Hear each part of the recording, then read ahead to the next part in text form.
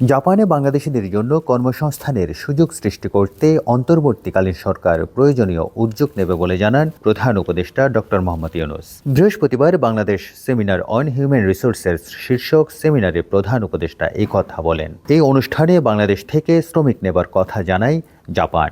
শ্রম রপ্তানির জন্য দুটি সমঝোতা স্মারক সই করে বাংলাদেশ জাপান।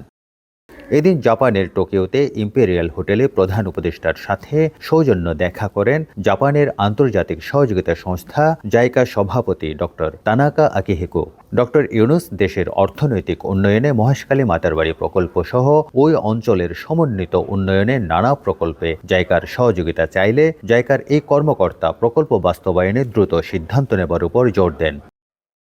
প্রধান উপদেষ্টা অধ্যাপক মোহাম্মদ ইউনূস মালয়েশিয়ার সাবেক প্রধানমন্ত্রী মাহাথির মোহাম্মদের জুলাই মাসে জন্মশতবার্ষিকী উপলক্ষে তাঁকে অভিনন্দন জানান। সম্মেলনের ফাঁকে টোকিওর এই হোটেলেই তাদের সৌজন্য সাক্ষাৎ হয়। এ সময় তারা তাদের বন্ধুত্বের স্মৃতি স্মরণ করেন। এ সময় ঢাকা মালের সম্পর্ক নিয়ে আলোচনা করেন তারা। এর আগে ইম্পেরিয়াল হোটেলে ৩০তম ফিচার অব এশিয়া নিক্কেই ফোরামে অংশ নেন প্রধান উপদেষ্টা ডক্টর মোহাম্মদ ইউনূস। ফোরামের উদ্বোধনী সেশনে বক্তব্য দেন প্রধান উপদেষ্টা নতুন বাংলাদেশ বিনির্মাণে তাঁর সরকার কাজ করছে বলে জানান। আমরা আমাদের জনগণের স্বপ্ন ও আকাঙ্ক্ষা পূরণে কাজ করছি। আমরা ন্যায় বিচার, সমতা, স্বাধীনতা ও মর্যাদা নিশ্চিত করে একটি অবাধ, সুষ্ঠু, গ্রহণযোগ্য সাধারণ নির্বাচনের দিকে যাচ্ছি। আমরা বিশ্বাস করি ভুলগুলো সংশোধন করার, নতুন প্রতিষ্ঠান গড়ে তোলার এবং একটি ন্যায়ভিত্তিক সমাজ গড়ার সুযোগ এটি।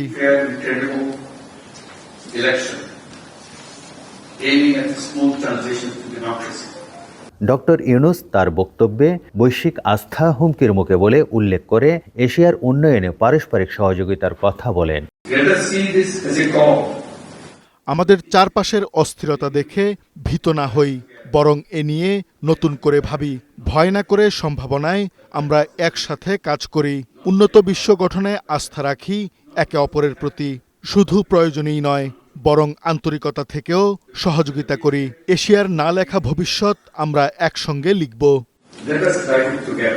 সম্মেলনের মঞ্চেই এক প্রশ্নোত্তর পর্বে বাংলাদেশের সরকার প্রধান আবারও স্পষ্ট করেন দেশে সংস্কার, বিচার ও নির্বাচনকে গুরুত্ব দিচ্ছে তার প্রশাসন। এ সময় ডক্টর ইউনূস রাজনীতি নিয়ে তার কোনো বাসনা নেই বলেও স্পষ্ট করেন।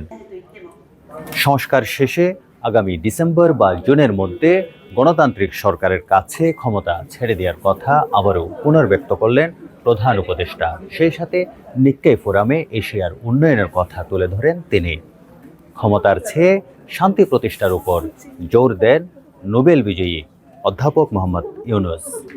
সম্মেলন শুরুর আগে নিক্কেই ইনকর্পোরেটেডের প্রেসিডেন্ট ও সিইও সুতোশি হাসেবে প্রধান উপদেষ্টার সঙ্গে সৌজন্য সাক্ষাৎ করেন। এ সময় প্রধান উপদেষ্টা টোকিওর সাথে চলমান সহযোগিতা আরও এগিয়ে নেওয়ার কথা জানান। তারেক শিকদার, বৈশাখী সংবাদ, টোকিও, জাপান।